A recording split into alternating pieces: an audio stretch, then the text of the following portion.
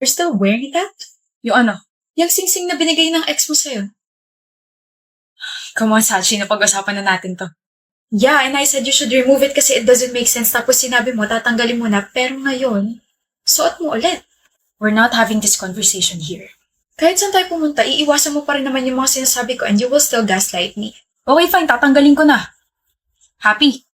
Huwag mo nga sirain tong anniversary night natin. Wow, thank you ah. Well, hindi naman masisira to kung tuluyan mo na yan tinanggal, diba? I did, tinanggal ko to. Tapos binalik mo ulit kasi feeling mo empty ang pakiramdam mo. Okay, that's not the case. Or maybe, sinuot mo ulit kasi nakapagkita ka sa ex mo kanina and nakalimutan mo lang tanggalin bago mo ako sunduin. Ano ba pinagsasabi mo dyan? You're being crazy again. Stop with your crazy ideas. I told you, you should stop hanging out with your friends kasi bad influence sila sa'yo. You know what, Sachi? This is pointless. You just ruined our night and I hope makatulog ka sa ginawa mo ngayon. I did some effort tonight. I dressed up, tapos... Ano, natahimik ka? Ikaw yan pati ex mo kanina, di ba? I think 4 hours ago before mangyari tong date natin. You dressed up for your ex, not for me. Kasi ganito pa rin naman yung ayos mo nung nakipagkita ka sa kanya kanina eh. Pinapasundan mo ako? No. Or sinusundan mo ako? I knew it! You're crazy. Hindi mo ba naisip na careless ka lang? Careless? Napicturean kayo ng kaibigan ko habang kumakain sa isang restaurant. And you know what amused me? Kumain kayo sa isang restaurant ang may-ari ang kaibigan ko sinabi mong bad influence. What a freaking coincidence, right? See? You're just careless. We just talked. And kissed. Nakuhanan din yun ng litrato so there's no point in denying it. Kailan pa kayo nagkikita? 2 months ago, pero pinigilan ko naman. That's all I need to know. Saan ka pupunta? Iiwan mo ako? I'm sorry, Sachi. Fine, I'll be honest na. I just love her very much. Na kahit 1 taon na tayo, siya pa rin. I'm sorry. Ang hilig niyo pumasok sa isang relasyon na kahit alam niyo sa sarili niyo na mahal niyo pa rin ex niyo. Kapal na mukha mo, Jamie. Sobrang sama ng ugali mo. I don't want to embarrass you, pero sana nakipag-break ka muna sa akin bago mo sinimulan yung kalokohan mo. Saan ka pupunta? Iinom kasama mga friends ko. Heartbroken ako eh. Pero hindi pa bayad yung bill. I don't have my wallet with me, Sachi. Sabi mo ikaw magbabayad ngayon. I know. Diyan man lang makabawi ako sa ginawa mo, diba? Sachi, lagpas 5K tong bill natin. O ito, piso. Hanap ka naman lilibre sa'yo. Or, ask for your ex-help para malaman mo kung gaano kakapal yung mukha mo. Eat well. Hoy, ang bibig, Diyos ko, day. Sara mo nga, baka may pumasok na langaw. Ano tingin mo kay Adli? Si Adli? My gosh, don't tell me may gusto ka sa kanya. Ano nga tingin mo sa kanya? Tao. Gwapong tao. Gwapo niya nga, no? I heard my name. Adli baka mo? Anong may paglilingkod ko sa inyo? Mga binibini? Crush ka nitong best friend kong si Kari Adli. Alam ko. Ay? Ha? Ha? Every time kasi naigigreet kita, napapanganga ka tsaka napapangiti. Anong pala kalakas appeal ko? Ang gwapo. Wala yun. Ng mga forma mo. Ang gwapo ka ng mga forma mo. Crush ko yung style mo, Adli. Eh ako, yung ako mismo, gwapo ba ako? Crush mo ba ako? Nakaka-conscious ka naman tumitig. Never ko pa naisip yung feelings ko for you kasi ang lagi ko napapansin is yung mga sinusuot mo. Ang galing mo magdala ng damit, tapos bagay pa dyan sa buhok mo, sobrang fluffy. I mean, bukod doon, ang gwapo mo. Tapos ang lakas nga talaga ng appeal mo. Hindi ka lang din puro forma kasi matalino tsaka masipag ka. Di ba nasa dean's list ka? Nakakadagdag gwapings yun. Overall, gusto ka ta. Shucks. Sorry, nanghina yung tuhod ko. Pero, hindi mo naman kasi ako type, so, okay lang. I just expressed my feelings towards you. No pressure at all. Ano pa ba? Hoy, Kari, type kita. Gusto kita, crush kita, o ano man tawag dyan. Bakit? Bakit mo ako gusto? Bakit mo ako type? Bakit? Bakit ako? Kasi sinasalubong mo ako tuwing umaga. Niningitaan mo agad ako. Hi, Kari. Hi. Hi, Kari. Hi. Adli. Hi, Kari. Good morning. Hi, Kari. Kahit na bad trip ako tuwing umaga, Pag nakikita kita, feeling ko okay na ako kasi may isang taong kaya akong harapin kahit na hindi approachable yung aura ko. Carry You're literally a walking ray of sunshine. May na-discover akong bagong cafe malapit dito sa school. Date tayo mamaya. Wow! Pagkatapos ako gawing audience ng dalawa, iniwan lang ako rito. Hindi man lang ako inalok. Buhulin ko kaya yung dalawang yun. Nasaan na ba kasi yung akin? Hanap mo ako, Tina? Diyos. Here's my resume po. Nomi? Sit down. Nomi, ikaw ba yan? Shucks, sa swerte ko. Why do you think you're lucky? Siyempre, kilala mo ko eh. Grabe, parang kailan lang. It's been what? 4 years? It's so nice to see you. Tapos ikaw pa mag-i-interview sa akin. Mr. Fontanilla, tell me about yourself. Kailangan pa ba yun? Kilala mo na ako eh. Tsaka tayo lang naman nandito. We don't have to pretend. You don't need to interview me. What are your weaknesses? Okay, fine. I'm gonna answer your questions para magmukhang professional tayo rito. Pero alam ko tanggap na ako. Weaknesses? Nothing. I have all the qualifications na kailangan ng kumpanya. I am responsible, hardworking, and smart. Why should we hire you? I know I will be the biggest win in this company. And I know I can do a great job. Thank you. We will contact you. Wait.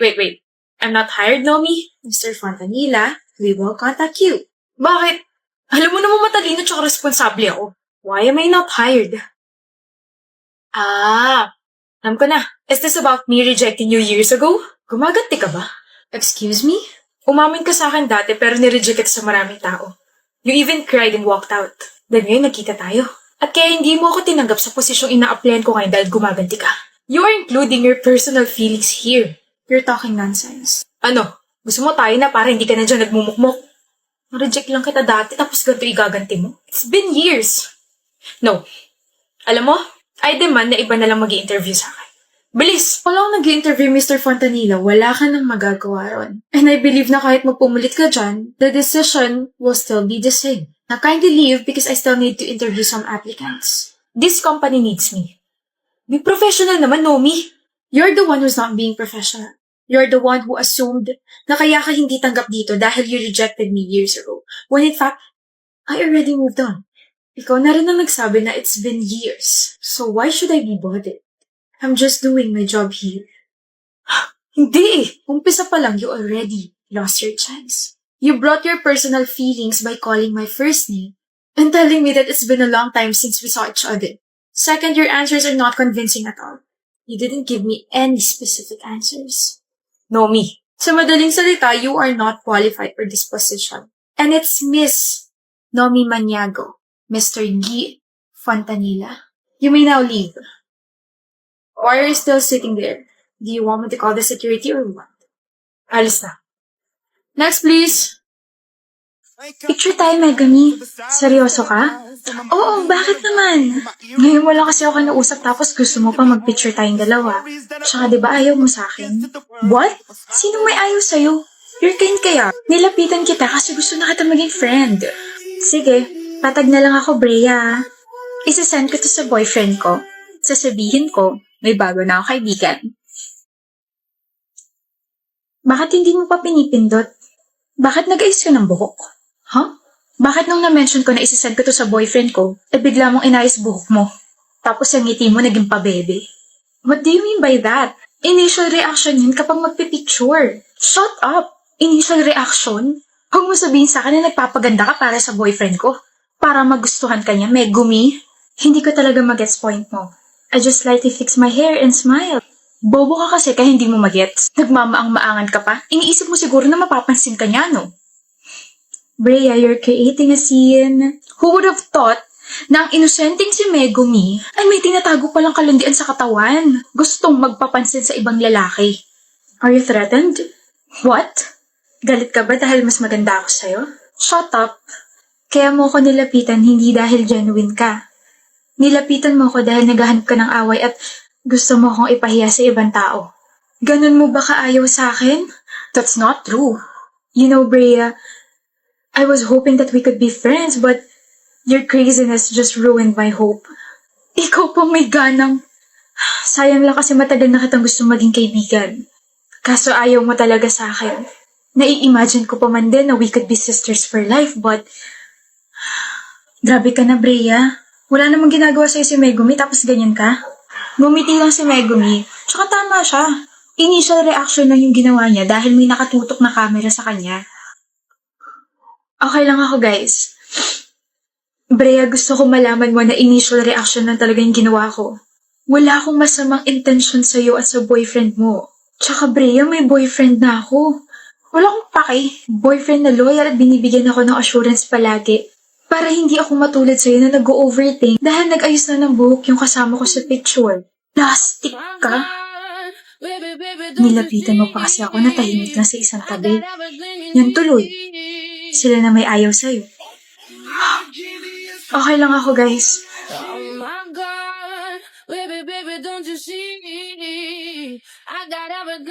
Are you enjoying the reunion party, Miles? Yeah. I heard isa ka sa mga nag-organize nito. Napakaganda ng kabuoang party, Isaiah. Ikaw rin. Napakaganda. Salamat. Buti hindi awkward para sa'yo na umatan dito. Bakit naman ako mo awkward? Dahil ba nandito ang girlfriend mo si Lily? Yung sinabi mong kaibigan mo lang pero nalaman ko na lang na naglalandian kayong dalawa? Nakakatawa lang kasi alam naman ni Lily na nag-exist ko pero nagmatigas pa rin siya. That's not what I meant. Then why would you say that? Wala namang rason para maging awkward. Hindi naman ikaw yung pinunta ko rito. You're still bitter. Yes, I am. You're still in love with me. I am bitter but I am not in love with you anymore. Then why are you bitter? Kasi niloko mo ko. Tinapo mo yung 3 taon natin para lang sa babaeng 2 linggo mo palang nakakasama. Miles, 1 year na kayo, no? Congrats! Kaya kong hiwalayan si Lily para mapatawad mo lang ako. Gagawin mo yun? Yes! Bakit mo gagawin yun? Dahil mahal pa rin kita, Miles. Nagsisisi na ako. Sobrang namimiss na kita. Mahal mo pa ako? Oo. I want you back. Hiwalayan mo sa harap ko. Sakto, papalapit na siya. Hi, babe. Hi, Miles. Hi, Lily. Lily, Yes, babe. I'm breaking up with you. What? Ginawa nga. Anong... I regret being with you. All this time, si Miles pa rin ang mahal ko. Ang kapal talaga ng mukha mo, Isaiah. Ano? You really think I will forgive you? Kahit maglupasay ka sa harap ko, hindi na kita tatanggapin at mapapatawad pa. Why? Because I love my boyfriend. May boyfriend ka na? Agad? Ano bang nangyayari? It takes 2 to tango. Magdusa kayo parehas dahil sa panlulokong ginawa niyo sa akin. Love. Ambrose, you're here! Ang galing ng timing. Cheaters, this is my boyfriend, Ambrose. Love, sila yung mga cheaters na kinuwento ko sa'yo dati. Si Isaiah at si Lily. It's not so nice to meet you. Uwi na tayo? Gusto mo na ba? Oo, ang baho na rito eh. Yeah. They stink. Let's go. Isaiah, Huwag mo akong kausapin. Tapos na tayo.